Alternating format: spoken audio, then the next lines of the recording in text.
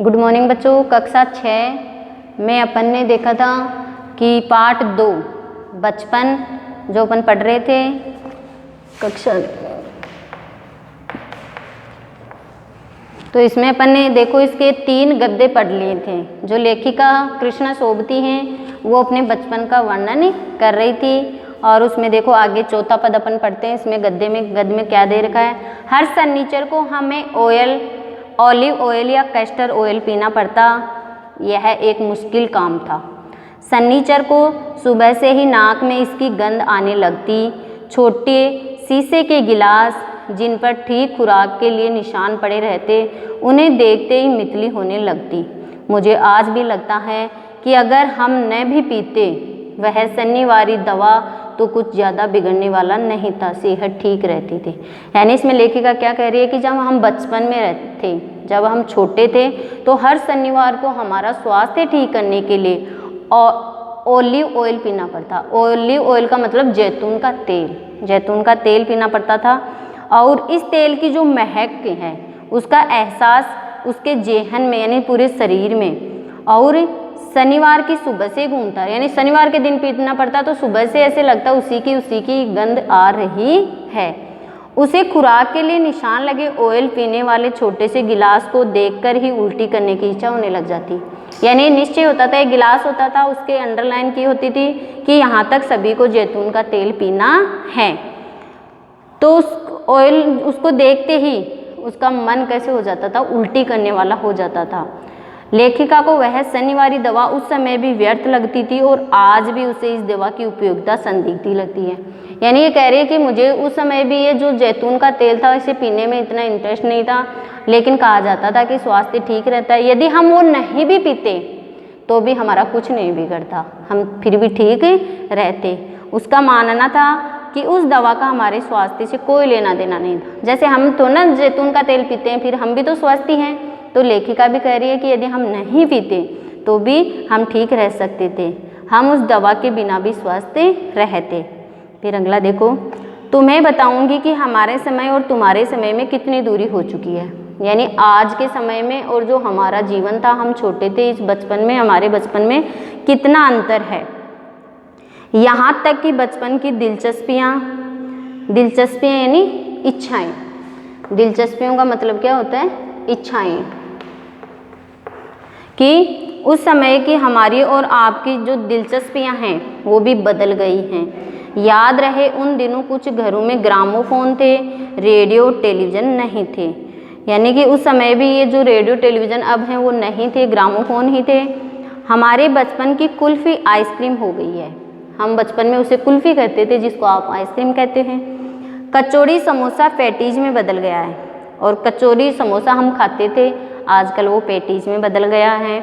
सहतूत और फालसे और खसखस के शरबत को पेप्सी में बदल गए।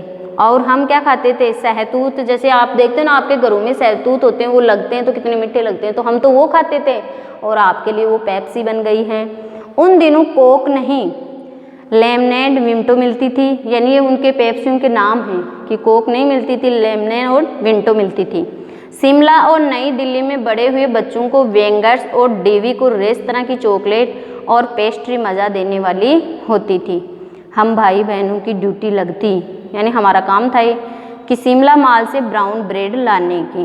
हमारी ड्यूटी क्या थी, शिमला से ब्राउन ब्रेड यानी भूरे कलर के ब्रेड लाने की।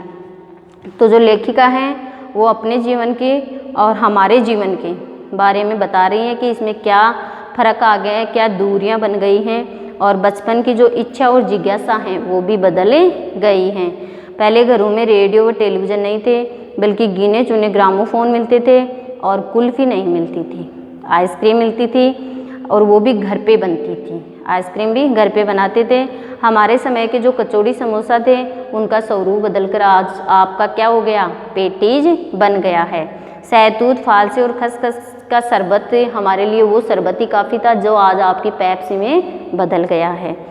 तो जो बच्चे शिमला और नई दिल्ली में बड़े हुए थे, उनके शौक पूरा करने के लिए वेंगर्स और डेवी को रेस्टोरेंट यानी होटलों की चॉकलेट और पेस्ट्री उनको अच्छी लगती थी। जो बम्बई वगैरह में, दिल्ली वगैरह में जन्मे थे, उन्हें इनमें पूरा आनंद आता था। हम भाई बहन शिमला माल से और हम क्या खाते थे, ब्रेड खाते थे जो शिमला से लाते थे।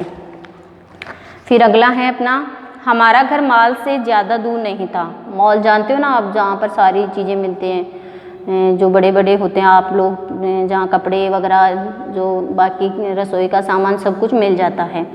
तो हमारा जो घर था उससे मॉल ज़्यादा दूर नहीं था। एक छोटी सी चढ़ाई और गिरजा मैदान पहुँच जाते, बिल्कुल पास में ही था।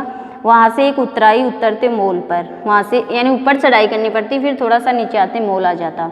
कन्फेक्शनरी यानी वहाँ एक बिस्कुट की दुकान थी, ठीक है, नमकीन मिठाई आदि मिलते थे। काउंटर पर तरह तरह की पेस्ट्री और चॉकलेट, खूब खुशबू मन भावनी यानी उनकी खुशबू आती थी। हमें हफ्ते में एक बार चॉकलेट खरीदने की छूट थी कि एक सप्ताह में हमें एक बार चॉकलेट खा सकते थे। सबसे ज़्यादा मेरे पास ही चॉकलेट टॉफ़ी का स्टॉक था, यानी लेखिका कह रही सबसे ज़्यादा चॉकलेट मेरे पास रहती थी। मैं चॉकलेट लेकर खड़े खड़े कभी नहीं खाती थी, चॉकलेटों को खड़ी होकर नहीं खाती थी। घर लौटकर साइड बोर्ड पर रख देती और रात के खाने के बाद बिस्तर में लेटकर मज़ा ले लेके खाती थी। देखो सोते समय चॉकलेट खाती थी। शिमला के काफल भी बहुत याद आते हैं, खट्टे मीठे, कुछ एकदम लाल थे, कुछ गुलाबी रस भरी कसमल सोचकर कि मुंह में पानी भर आता था। चेस्टनट एक और गजब की चीज़ थी, आग पर भुने जाते और फिर छिलके उतार कर उन्हें खाते थे, मज़ा ले लेकर खाते थे। ठीक है, तो ये अपने 6 गद्दे हो गए हैं, इसमें 8-9 गद्दे हैं। नेक्स्ट अपन अगले वीडियो में पढ़ेंगे। Thank you.